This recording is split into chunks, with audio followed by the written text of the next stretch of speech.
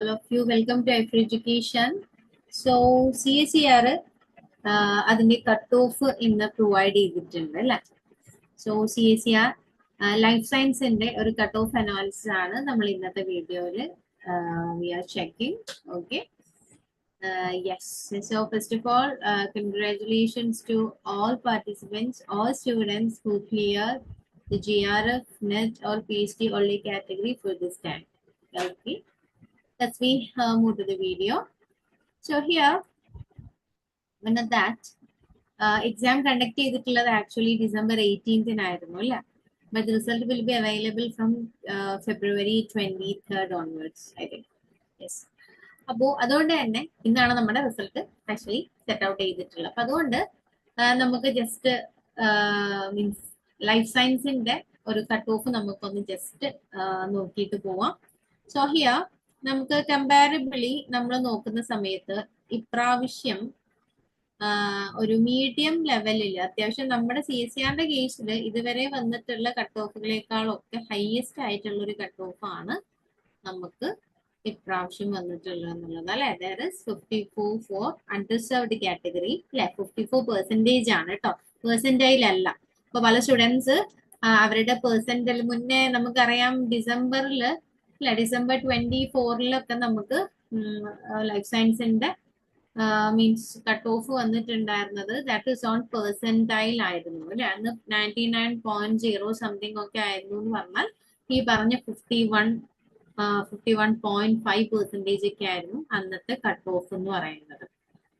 Okay, അപ്പോ അന്ന് percentile score ആയിരുന്നു. പക്ഷേ ജൂൺ 2025 മുതൽ ഇവിടെ പെർസെന്റേജിലാണ് നമുക്ക് കട്ട് ഓഫ് തരുന്നത്, അല്ലാതെ പെർസെന്റൈൽ അല്ല. So you were aware about that the cutoff are provided by our percentage. Okay, so ഈ ടേമിൽ നമുക്ക് പെർസെന്റേജിൽ തന്നെയാണ് പ്രൊവൈഡ് ചെയ്തിട്ടുള്ളത്. സോ അൺറിസർവ്ഡ് കാറ്റഗറിക്ക് ആക്ച്വലി 54% ആണ് ആക്ച്വലി കട്ട് ഓഫ് ആയിട്ട് വന്നിട്ടുള്ളത്. And for EWS category and also for OBC category ഇല്ല, ചെറിയ ചേഞ്ചേ വന്നിട്ടുള്ളൂ. EWS കാറ്റഗറിക്ക് 44.00 ആണ് വന്നിട്ടുള്ളത്. And for OBC category that is 44.250 ആണ് GRFന്റെ മീൻസ് കട്ട് ഓഫ് വന്നിട്ടുള്ളത്. ഇതും ആക്ച്വലി ഹയസ്റ്റ് കട്ട് ഓഫ് തന്നെയാണ്.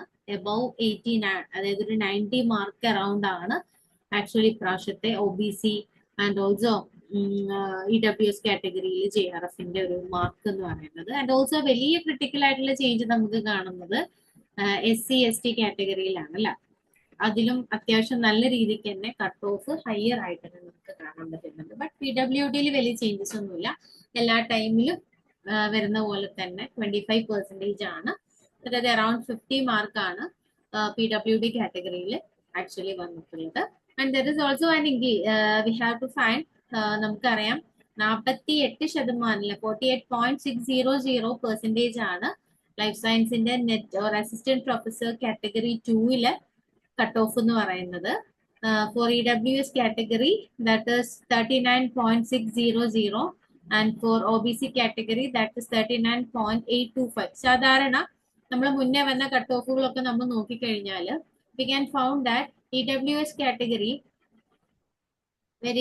വളരെ സ്ലൈസ് ചേഞ്ചസ് തന്നെയാണ് മീൻസ് ഈ ജൂണിൽ ഒക്കെ വന്നിട്ടുള്ളത്. When we are focusing here also ചെറിയ ചെറിയ ചേഞ്ചസ് നമുക്ക് OBCയിലും EWSയിലും ഒക്കെ നമുക്ക് എന്ത് ചെയ്യാം, കാണാൻ പറ്റും. ഇപ്രാവശ്യവും CSER ആ ഒരു ലെവൽ തന്നെ കീപ്പ് ചെയ്തിട്ടുണ്ട്. EWS കാറ്റഗറിയും അതുപോലെ തന്നെ OBC കാറ്റഗറിയും ആ ഒരു ഡിഫറൻസിയേഷൻ ആക്ച്വലി 0.25 ആണ് 250 ആണ് GRFൽ അവർ കീപ്പ് ചെയ്തിട്ടുള്ളത്.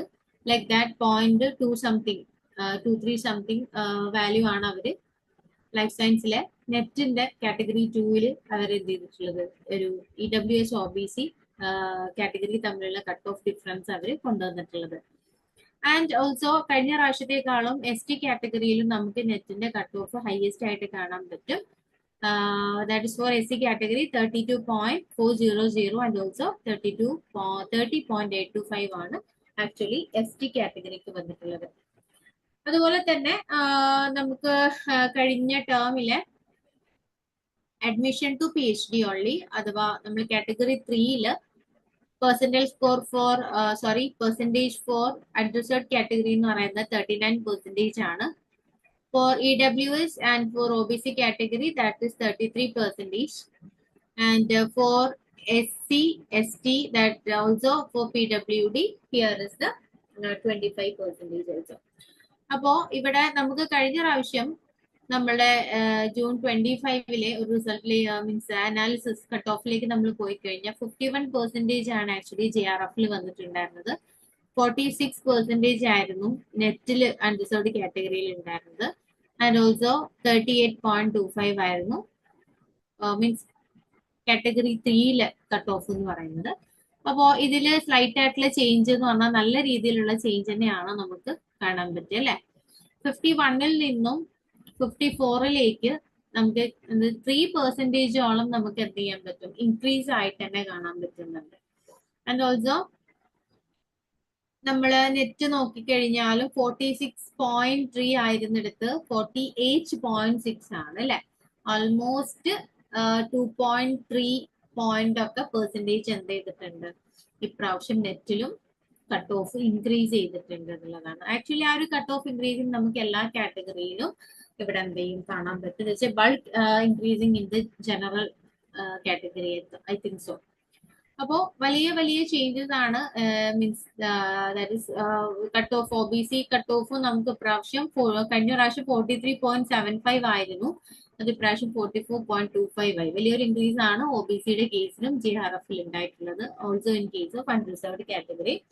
അപ്പോൾ നിങ്ങൾ ഇതിൽ ഏത് അണ്ടറിലാണ് നിങ്ങളുടെ റിസൾട്ട് വന്നിട്ടുള്ളത് എന്ന് ഡെഫിനറ്റ്ലി നിങ്ങൾ യു വോണ്ട് ടു മെസ്സേജ് ചെയ്യാം, കമന്റ് ചെയ്യാം കേട്ടോ. നിങ്ങൾ ഏത് റിസൾട്ട് ആണ് ആക്ച്വലി ക്വാളിഫൈഡ് ആയിട്ടുള്ളത് എന്നുള്ളത്. ഇനി ക്വാളിഫൈഡ് ആവാത്ത ആളുകൾ ഡെഫിനറ്റ്ലി ഇപ്രാവശ്യം ഹയസ്റ്റ് കട്ട് ഓഫ് തന്നെയാണ് വന്നിട്ടുള്ളത്. നമ്മൾ ചിലപ്പോൾ പ്രതീക്ഷിച്ച ആ ലെവലിലേക്ക് മേ ബി നമുക്ക് എത്താൻ കഴിഞ്ഞിട്ടുണ്ടാവില്ല. So we want to put little bit effort to our next June exam. പ്രത്യേകിച്ച് നമ്മുടെ ഈ ഒരു ജൂൺ എക്സാം എന്ന് പറയുന്നത് വളരെ ഇമ്പോർട്ടന്റ് ആസ്പെക്റ്റിലാണ് കാണേണ്ടത്. ബിക്കോസ് 13 യൂണിറ്റ് സിലബസ് ഉള്ള ലാസ്റ്റ് എക്സാം ആണ് ജൂണിലെ എക്സാം എന്ന് പറയുന്നത്. ഫ്രം December 25 ഓൺവേർഡ്സ് മെർജ്ഡ് ആയിട്ടുള്ള CSER BET മെർജ്ഡ് ആയിട്ടുള്ള എക്സാം ആണ്. All of the pattern, exam pattern and also all of the means syllabus all will be changing. Okay, so question paper and all little bit നമുക്കിപ്പോ എല്ലാം ഒരു അറിയാത്തൊരു മായ ആയിട്ടാണ് ഈ ഒരു ഡിസംബർ സൈക്കിൾ ഇരിക്കുന്നത്. സോ വി ആർ എക്സ്പെക്ടിങ് നമ്മൾ അത്യാവശ്യം നല്ല രീതിയിൽ തന്നെ ജൂൺ ടേമിൽ ക്വാളിഫൈ ചെയ്യാൻ വേണ്ടിയിട്ട് നോക്കുക. അടിപൊളിയായിട്ട് ജൂണിലേക്ക് പ്രിപ്പറേഷൻസ് കണ്ടക്ട് ചെയ്യുക. സി പാർട്ടിൽ കുറച്ചും കൂടി ഫോക്കസ് ചെയ്യുക. സി പാർട്ടിലേക്ക് നമ്മൾ ഫോക്കസ് ചെയ്യണം എന്നുണ്ടെങ്കിൽ നന്നായിട്ട് തന്നെ നമ്മൾ PYQ ക്വസ്റ്റ്യൻസ് തപ്പി പിടിച്ചിട്ട് നമ്മൾ മാക്സിമം PYQ ക്വസ്റ്റ്യൻസ് നമ്മൾ വർക്ക്ഔട്ട് ചെയ്യണം. ബിക്കോസ് നോട്ട് ഓൺലി സ്റ്റഡീസ്, നമ്മൾ ജസ്റ്റ് പഠിക്കുക, കണ്ടന്റ് ഓൺലി ടെക്സ്റ്റ് റീഡിംഗ് ഒന്നും കൊണ്ട് നമുക്ക് സി പാർട്ട് അറ്റൻഡ് ചെയ്യാൻ പറ്റില്ല. It is only attending by concept application method and also by practicing previous year questions. അപ്പോൾ ഈ ഒരു സ്ട്രാറ്റജി ആണ് നമുക്ക് അടുത്ത ഇത്രയും ഹയസ്റ്റ് ആയിട്ടുള്ള 110, 109, 110 ഒക്കെ പറയുന്ന ഹയസ്റ്റ് കട്ട് ഓഫിലേക്ക് നമുക്ക് എത്താൻ പറ്റണമെങ്കിൽ we want to target a much more huge number of mark. നമ്മുടെ ടാർഗറ്റിന് അത്യാവശ്യം വലുതാവണം. ആ ടാർഗറ്റിന് അനുസരിച്ച് നമ്മൾ മാക്സിമം നന്നായിട്ട് വർക്ക്ഔട്ട് ചെയ്യണം. Then only you can achieve the cutoff. So best of luck for all of you, and all of you please join a reputed അടിപൊളി ആയിട്ടുള്ള ഒരു ഗൈഡൻസ് നിങ്ങൾ സീക്ക് ചെയ്യുന്നുണ്ടെങ്കിൽ ഡെഫിനറ്റ്ലി ഐഫർ നിങ്ങൾക്ക് ബെസ്റ്റ് ആയിട്ടുള്ള ഒരു പ്ലാറ്റ്ഫോം ആണ്. Okay, all of you welcome. Okay, thank you so much and congratulations for all the winners and the best of luck for all others. Thank you so much. Bye.